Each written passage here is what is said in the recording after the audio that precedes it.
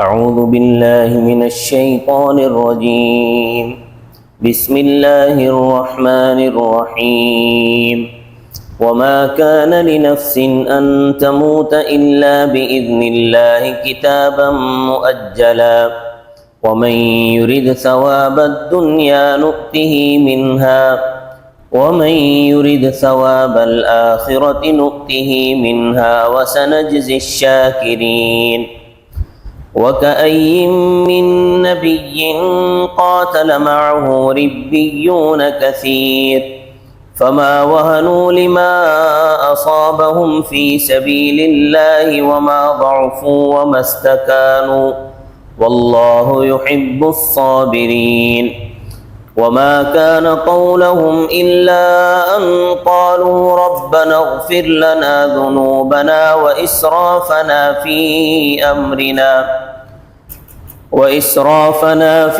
أمرنا وثبت أقدامنا وانصرنا على القوم الكافرين فآتاهم الله ثواب الدنيا وحسن ثواب الآخرة واللہ یحب المحسنین صدق اللہ العظیم۔ اس سے پہلے غزوہ احد کا ذکر چلا آ رہا تھا۔ غزوہ احد میں نے بتایا تھا کہ 70 صحابہ اکرام شہید ہو گئے تھے اور بہت سارے زخمی ہوئے تھے، اور خود حضرت صلی اللہ علیہ وسلم بھی زخمی ہوئے، اور کوئی کم ہی ایسے بچے رہ گئے تھے کہ جن کو کوئی گزند نہ پہنچا ہو، ورنہ اکثریت صحابہ کرام کی زخمی تھے، کچھ نہ کچھ تو زخم سب کو لگے تھے۔ تو دفعتاً اتنی ساری اموات ہو جانا اور لاشوں سے میدان بھرا ہوا ہو، جبکہ موت تو ایک بھی بہت بڑی ہے، اور پھر جو زندہ ہوں ان کے بدنوں سے بھی خون بہہ رہا ہو تو طبعی طور پر صدمہ ہوتا ہے۔ لہٰذا اللہ تعالیٰ نے مسلمانوں کو سبق دیا ہے، فرمایا وما كان لنفس ان تموت الا باذن اللہ، اور نہیں ہے اختیار کسی نفس کو یہ کہ وہ مرے مگر اللہ تعالیٰ کے حکم کے ساتھ۔ یعنی موت و حیات یہ بندے کے اختیار میں نہیں ہے، یہ جو کچھ ہوا ہے اللہ تعالیٰ کے حکم سے ہوا ہے، اور خدا کو ایسے ہی منظور تھا۔ جیسے کہ شاعر نے کہا ہے نا کہ لائی حیات آئے قضا، لے چلی چلے، نہ اپنی خوشی سے آئے نہ اپنی خوشی سے چلے۔ یعنی اللہ تعالیٰ کے حکم کے بغیر موت آ ہی نہیں سکتی۔ ہاں، جب اللہ کا حکم ہوگا تو فوراً موت آ جائے گی۔ حضرت خالد بن ولید رضی اللہ تعالیٰ عنہ کی قبر شام کے شہر حمص میں ہے۔ آپ ان کا واقعہ کئی مرتبہ سن چکے ہیں۔ جب یہ بیمار ہو گئے تو لوگ تیمارداری کے لیے ان کے پاس آتے تھے، تو یہ جب کسی ساتھی کو دیکھتے تو رونا شروع کر دیتے تھے۔ لوگوں نے سمجھا کہ چونکہ موت نزدیک ہے اس لیے یہ رو رہے ہیں، موت کے ڈر سے رو رہے ہیں، تو لوگ ان کو تسلی دیتے کہ حضرت آدم علیہ السلام سے لے کر جتنی بھی آج تک مخلوق آئی ہے، اور وہ سب کے سب اس دنیا سے چلے گئے ہیں، اور اگلوں نے بھی جانا ہے، بعد والوں نے بھی جانا ہے۔ کل نفس ذائقۃ الموت، ہر نفس نے موت کا مزہ چکھنا ہے۔ تو حضرت خالد بن ولید نے فرمایا کہ میں اس لیے نہیں رو رہا کہ میری موت جو ہے وہ قریب آ گئی ہے، میں موت سے نہیں ڈرتا، نہ آج تک میں کبھی موت سے ڈرا ہوں۔ سر سے لے کر پاؤں تک میرے بدن کا کوئی عضو ایسا نہیں ہے جس پر کافر کا تیر، تلوار یا نیزے کا زخم نہ ہو۔ روتا اس لیے ہوں کہ مجھے شہادت کی موت نصیب نہیں ہوئی، میں بستر کی موت مر رہا ہوں۔ حضرت خالد بن ولید کے الفاظ دیکھیں آپ، ان کے الفاظ سے اموت کموت الحمار، میں ایسے مر رہا ہوں جیسے گدھا مرتا ہے۔ اور حضرت خالد بن ولید تو اللہ کی تلوار تھے، تو اللہ کی تلوار اگر کافروں کے ہاتھ سے حضرت خالد بن ولید شہید ہو جاتے تو گویا انہوں نے اللہ کی تلوار کو توڑ دیا۔ اللہ کی تلوار کون توڑ سکتا ہے؟ تو اللہ تعالیٰ نے اپنی تلوار کو خود سنبھالا ہوا تھا۔ تو نفس جو ہے وہ اپنی مرضی سے نہیں مر سکتا، بلکہ اللہ تعالیٰ کے حکم کے ساتھ مرے گا، اور مرے گا بھی۔ کتابا مؤجلہ، نوشتہ ہے، مقرر کیا ہوا۔ اللہ فرماتے ہیں موت اپنے وقت سے ایک سیکنڈ بھی آگے پیچھے نہیں ہو سکتی۔ کسی کی موت کا وقت جو تحریر شدہ ہے وہ ٹل نہیں سکتا۔ اگر کوئی یہ سمجھے کہ علاج معالجے سے میری عمر بڑھ جائے گی، یا میری سانس بڑھ جائے گی، یا میری زندگی زیادہ ہو جائے گی، اسپتال میں داخل ہونے سے میں زیادہ دن زندہ رہ سکوں گا، یا مہنگی دوائیاں کھانے سے میرے سانس بڑھ جائیں گے، ایسا ہرگز نہیں ہوگا، یہ سوچ بالکل غلط ہے۔ علاج صرف اس واسطے کرانا چاہیے کہ حضرت صلی اللہ علیہ وسلم کا فرمان ہے کہ اے اللہ کے بندو، جب تم بیمار ہو جاؤ تو علاج کرواؤ، تو سنت سمجھ کر علاج کروائے۔ تو جب سنت سمجھ کر علاج کروائے گا تو جو خرچہ ہوگا اس پر بھی اجر ملے گا، اس پر بھی ثواب ملے گا، کیونکہ حضرت صلی اللہ علیہ وسلم کے حکم کی تعمیل میں علاج کرا رہا ہے۔ باقی علاج کرانے سے موت نہیں ٹل سکتی، ہاں اتنا ہو سکتا ہے کہ سانس آسانی کے ساتھ نکلے، لیکن سانس بڑھ نہیں سکتا۔ اور ہر شخص کو ثواب اس کی نیت کے مطابق ملتا ہے، اس کے ارادے کے مطابق ملتا ہے۔ تو فرمایا وَمَن يُرِدْ ثَوَابَ الدُّنْيَا نُؤْتِهِ مِنْهَا، جو شخص ارادہ کرتا ہے دنیا کے بدلے کا تو اس کو دے دیتے ہیں اس میں سے کچھ، یعنی ایسا نہیں ہے کہ اس نے دنیا کی کا ارادہ کیا اور اس کو بہت کچھ مل گیا، ایسا نہیں، کچھ اللہ پاک کچھ نہ کچھ دے دیتے ہیں۔ تو اگر دنیا کا ارادہ ہے تو کمائے، محنت کرے، مشقت کرے، دنیا مل جائے گی، مگر اپنی خواہش کے مطابق نہیں ملے گی، اللہ کے حکم سے، اللہ کی مرضی کے مطابق ملے گی، اللہ کی منشا کے مطابق ملے گی، جتنا اللہ چاہے عطا کر دے۔ ایسے لوگ ہیں کہ جنہوں نے معمولی کام سے شروعات کی اور آج وہ کروڑوں اربوں کے مالک ہیں۔ ایسے لوگ موجود ہیں جنہوں نے ایک ٹھیلے سے شروعات کی، آج ان کے بڑے بڑے ریسٹورنٹ ہیں۔ جنہوں نے ایک چھوٹے سے کام سے ابتدا کی، آج ان کے کئی کارخانے ہیں۔ ایسے لوگ بھی موجود ہیں، حرام حلال جو بھی ہو، مگر انہوں نے محنت کی، اللہ پاک نے ان کو دیا۔ وَمَن يُرِدْ ثَوَابَ الدُّنْيَا وَمَن يُرِدْ ثَوَابَ الْآخِرَةِ نُؤْتِهِ مِنْهَا، اور جو شخص ارادہ کرے آخرت کے بدلے کا، نُؤْتِهِ مِنْهَا، اللہ فرماتے ہیں کہ ہم اس میں سے اس کو دیں گے۔ تو یہ دنیا مزرعۃ الآخرہ ہے، آخرت کی کھیتی ہے، یہاں جو کاشت کرے گا وہاں وہی کچھ کاٹے گا۔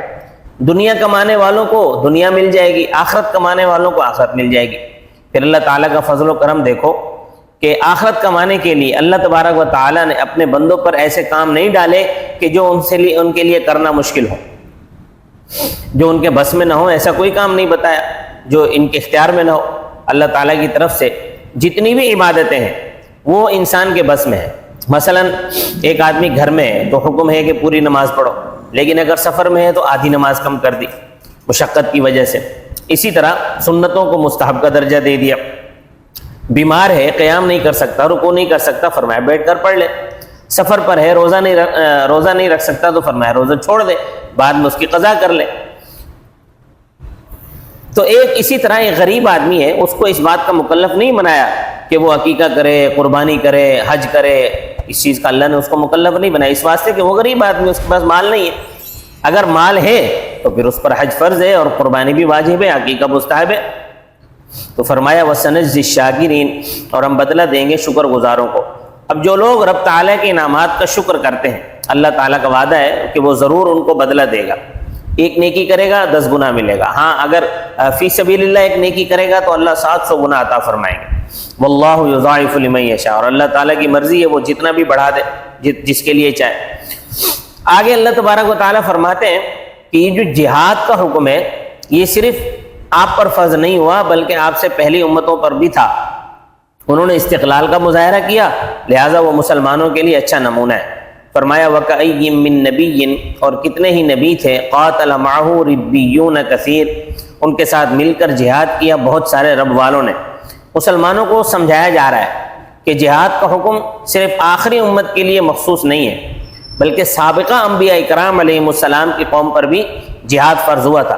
یہ الگ بات ہے کہ انہوں نے تسلیم نہیں کیا اور موسیٰ علیہ السلام سے کہنے لگے یا موسیٰ ان فیہا قوما جبارین، موسیٰ یہ تو بڑے سخت قسم کے لوگ ہیں، ہم ان کے ساتھ کیسے لڑیں گے، ہم ان کے ساتھ نہیں لڑ سکتے۔ اذهب انت وربک فقاتلا انا ہاہنا قاعدون، تم جاؤ، تم اور تمہارا رب جا کے لڑو، ہم تو یہاں بیٹھے ہیں آرام سے۔ دیکھو کتنے غلط انداز سے انہوں نے بات کی، لیکن کیا بات ہے آپ صلی اللہ علیہ وسلم کے پروانوں کی۔ انہوں نے کہا کہ یا رسول اللہ اگر آپ ہمیں حکم دیں تو ہم اپنی پیشانیاں پہاڑوں سے ٹکرا دیں، اپنے گھوڑے دریا میں ڈال دیں گے۔ اور یقین جانو حضرت صلی اللہ علیہ وسلم کے جیسے فدائی تھے، جیسے شہدائی تھے، کسی پیغمبر کو نصیب نہیں ہوئے، کیا مرد اور کیا عورتیں۔ تو کتنے پیغمبروں کے ساتھ مل کر اللہ تبارک و تعالیٰ کے ماننے والوں نے، اللہ والوں نے جہاد کیا ہے۔ فما وہنوا، پس نہیں کی انہوں نے سستی، لما اصابہم فی سبیل اللہ، اس وجہ سے جو تکلیف پہنچی ان کو اللہ تعالیٰ کے راستے میں، وما ضعفوا، اور نہ انہوں نے کمزوری دکھائی، وہ مستقانو، اور نہ وہ دشمن کے سامنے دبے۔ نہیں، ان لوگوں پر بڑی بڑی آزمائشیں آئیں، ان کے پاؤں میں لغزش نہ آئی، ان سے بڑھ کر آپ کے صحابہ جو ہیں ان پر ہر طرح کی آزمائشیں آئیں، مگر کوئی بھی کسی کو ایمان سے نہ ہٹا سکا۔ حضرت ابوبکر صدیق رضی اللہ تعالیٰ عنہ کے دور میں مسیلمہ کذاب سے جنگ ہوئی۔ حضرت خالد بن ولید رضی اللہ تعالیٰ عنہ کی کمان میں مسیلمہ کذاب کا قبیلہ بنو حنیفہ تھا، اور بنو ثقیف اور حوازن یہ عرب کی جنگجو قومیں تھیں۔ یہ قبیلے لڑائی میں بڑے مشہور تھے۔ مسیلمہ کذاب کے خلاف یمامہ کی جنگ میں 1400 صحابہ کرام شہید ہوئے، جن میں 700 حافظ صحابہ تھے، کچھ گرفتار ہوئے۔ تو حضرت ابوبکر صدیق کے دور میں مسیلمہ کذاب کے ساتھ جو جنگ ہوئی، مسلمانوں کی کمان حضرت خالد بن ولید کے ہاتھ میں تھی، تو کچھ انصار گرفتار بھی ہوئے۔ ان میں خوبصورت نوجوان تھے جو گرفتار ہوئے، حضرت حبیب بن زید انصاری رضی اللہ تعالیٰ عنہ۔ ان کی عمر کو 25-26 سال تھی۔ ان کو ملزم کے طور پر مسیلمہ کذاب کے پاس لایا گیا۔ مسیلمہ کذاب نے ان سے سوال کیا کہ تیرا نام کیا ہے، کس قبیلے کے ساتھ تعلق رکھتے ہو؟ انہوں نے بتایا۔ حضرت حبیب سے پھر اس نے پوچھا کہ تم ہم سے کیوں لڑنے کے لیے آئے ہو؟ حضرت حبیب نے کہا اس واسطے کہ تو نے حضرت محمد صلی اللہ علیہ وسلم کے بعد نبوت کا دعویٰ کیا ہے، اور آپ کے بعد نبوت کا دعویٰ کرنے والا کافر ہے، ہم کافروں کے خلاف لڑنے کے لیے آئے۔